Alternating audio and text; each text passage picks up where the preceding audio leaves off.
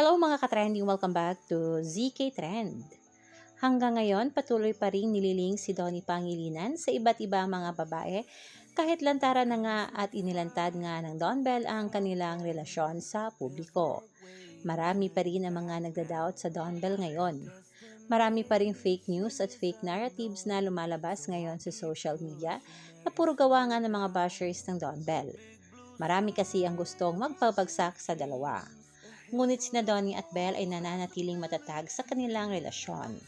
Super strong ng kanilang foundation. At sa katunayan nga, inamin ni Donnie na kahit di sila magkasama ni Belle sa isang proyekto, the love and respect still there. Siyempre, magkarelasyon. At inamin din ni Donnie na soulmate niya si Belle. Inamin ni Donnie sa RUG ni Mr. MJ Felipe. Marami pang ang inamin si Donnie patungkol sa kanila ni Belle. Lahat ng favorite ni Belle ay alam na alam ni Donnie. Their communication and sincere conversation. Lahat iyan mapapanood nga sa RUG with Mr. MJ Felipe sa YouTube channel nito. At marami nga ang talaga namang kinilig sa mga inamin at revelasyon na ito ni Donnie.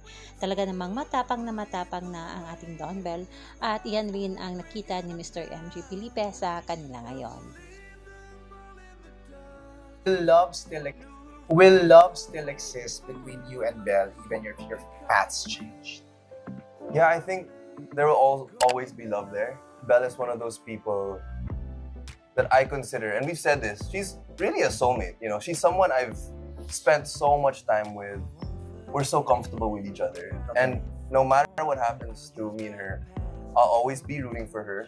There will always be care and love and respect. Because, you know, that's the foundation. Consequence!